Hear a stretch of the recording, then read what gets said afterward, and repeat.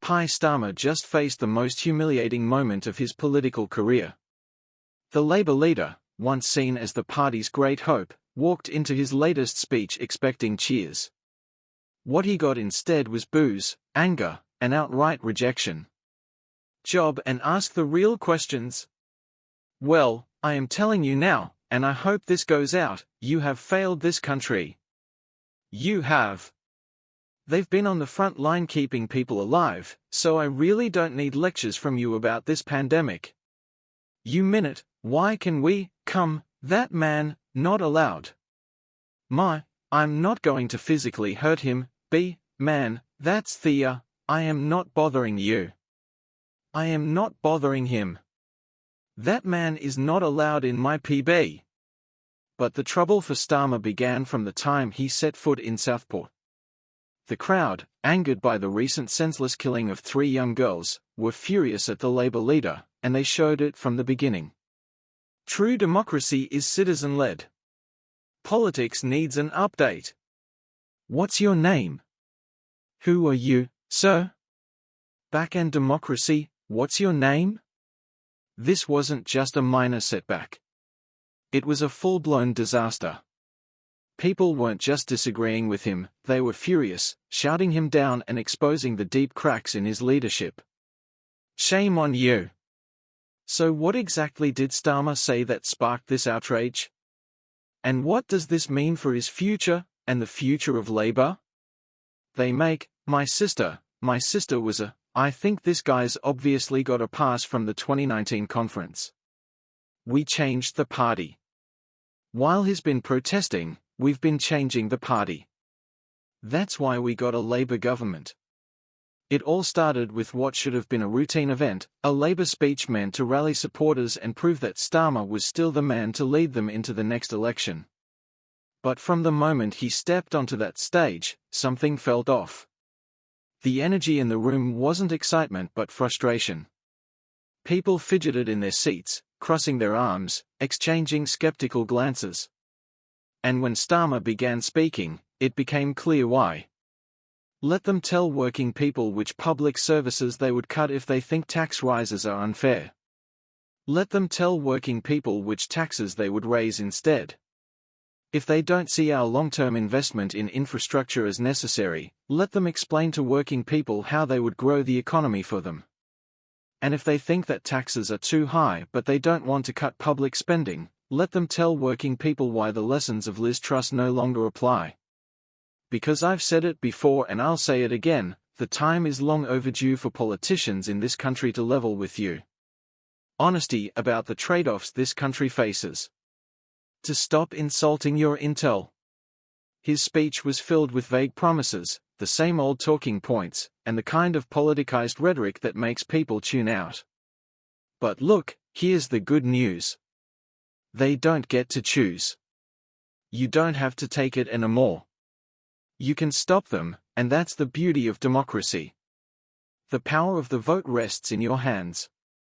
And on the 2nd of May, you can reject the chaos, you can reject division, you can reject decline, and vote for national renewal with Labour. But the audience wasn't just tuning out.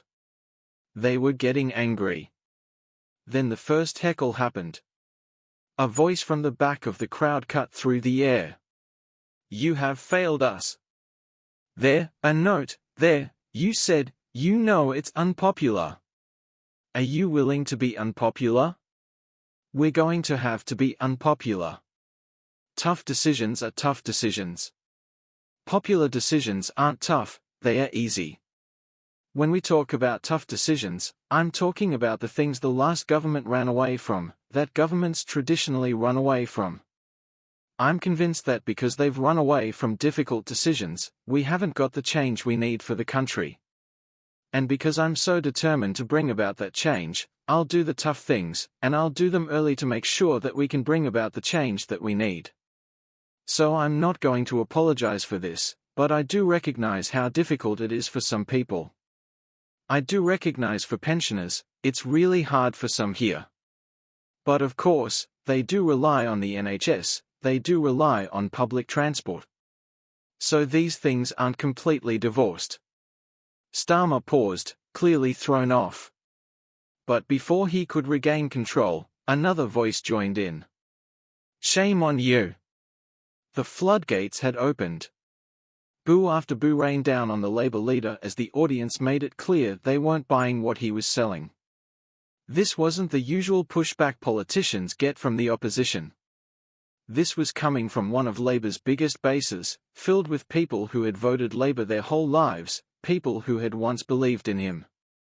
And now, they were turning their backs on him in real time. But why? What had Starmer done to lose them so completely? The answer lies in three key betrayal issues where he not only failed to lead but actively alienated the very people who once backed him. First, there was his failure to be a strong opposition leader. Starmer had promised to hold the government accountable, to challenge bad decisions, to fight for the people. But when it mattered most, during lockdowns, during economic struggles, and scandal after scandal, he stayed silent. Southport is a devastating moment in our history. No words come anywhere close to expressing the brutality and horror in this case. Every parent in Britain would have had the same thought: it could have been anywhere, it could have been our children. But it was Southport. It was BB, 6 years old. Elsie, 7. Alice, 9. Back in August, I said there would be a time for questions, but first, justice had to be done. Above all, we must not interfere with the work of the police, the prosecutors, and the delivery of that justice. He played it safe, and now people were calling him out for it. One furious voter stood up and shouted, "You failed to ask the real questions. Thousands of people suffered because you didn't do your job." Second, there was his handling of the latest national tragedy, the brutal murder of 3 innocent young girls. He spoke about it in broad, scripted terms, trying to sound like a leader, but the public wasn't having it. They wanted answers. They wanted accountability. Instead, they got more political nonsense. If it was going to prejudice the case in July to release that information about the terrorist Trody Manuel and the risk, then why wouldn't it prejudice the case in October? There is an answer for that as well. He uses political lingo to get around it, just deflects the question slightly. It's typical two-tier care talk, isn't it? Say that it didn't happen then and it didn't happen now. You all being gaslit. That's what I think. He's gaslighting the public to believe one thing while twisting it for his own political prejudice when it suits him. It wasn't terrorism in July, but it was confirmed to be terrorism in October. But the reality is, that's misinformation, isn't it? It's a setup for the police to put out, "Good choir boy, nothing to do with terrorism." That is government pedmization, in my opinion. The police are still not treating it as a terrorist incident. Not true, you say? I'm sorry, but the police are not treating it as a terrorist incident now. You could argue with that, but actually, what Keir Starmer said was correct. The fact that the attacker had clear ties to extremism had been reported multiple times to the authorities, and that Starmer knew about him yet still failed to act. This was a moment where leadership mattered. But Starmer danced around the truth, refusing to say what needed to be said. That was the final straw for many in the crowd. How many more children, Prime Minister?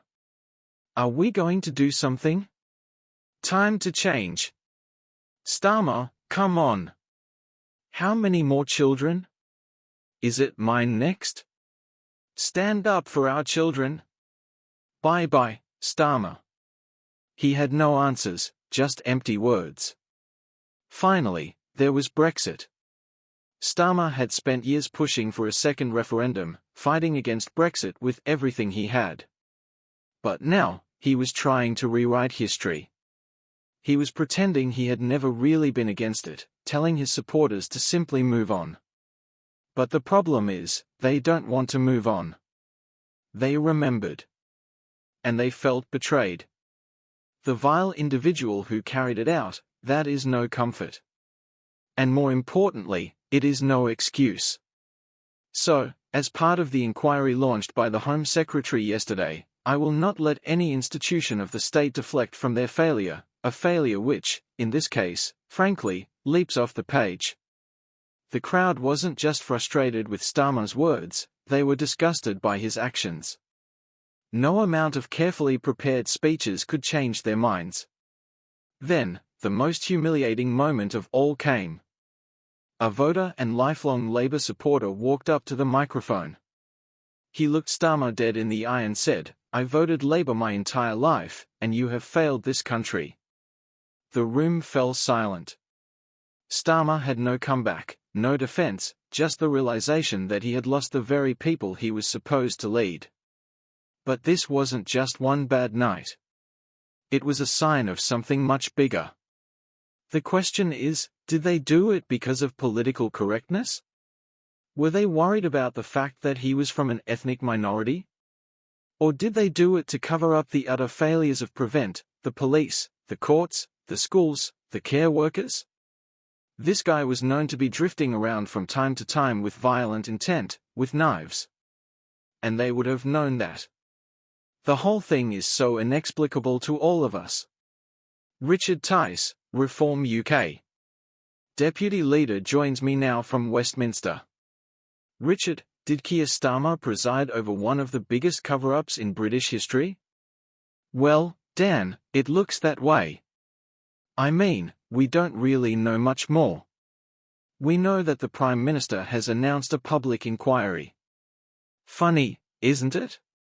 When the Labour Party isn't being challenged, he's quite happy to announce an inquiry, but not when Labour councillors are involved in covering up a child rape gang scandal. But there we are. Look, I think the position of the Prime Minister is completely outrageous on this. The British people want answers. Frankly, there's a leadership crisis, a party on the verge of collapse, and an opposition leader who may not survive the political storm that's coming next.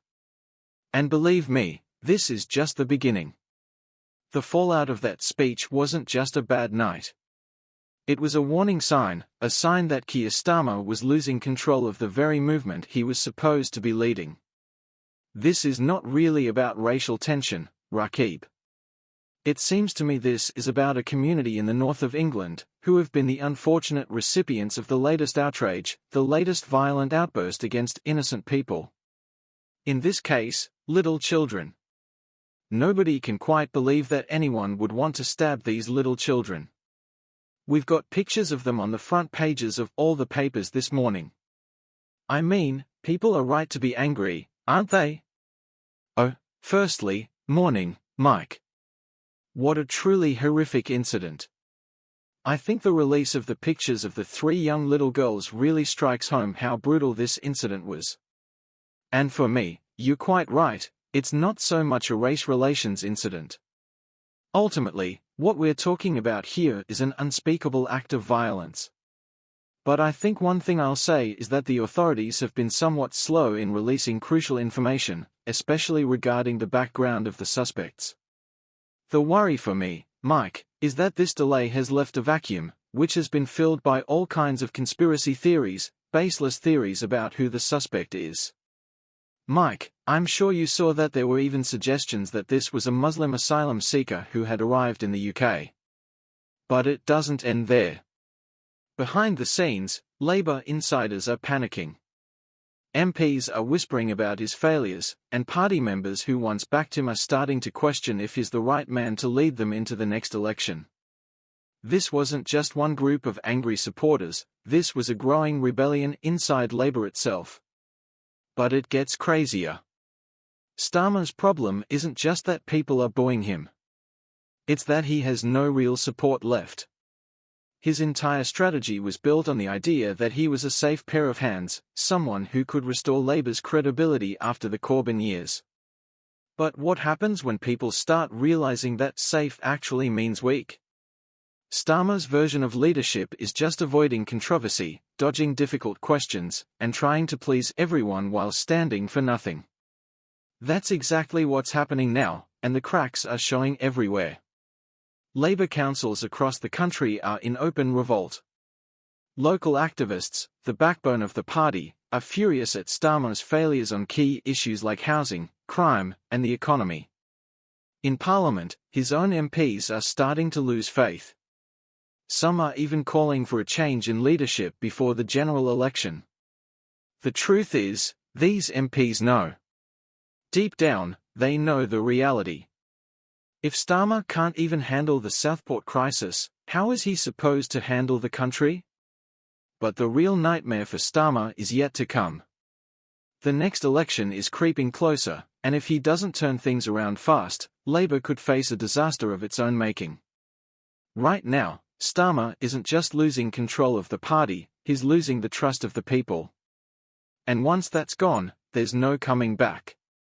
The worst part of this disaster? Starmer had every opportunity to fix it. But instead, he made it worse. The moment the boo started, he could have shown strength. He could have fought back, addressed the anger in the room, and proven he's the leader Labour desperately needs. Instead, he stood there, stunned, like he didn't know what hit him. And that's the problem.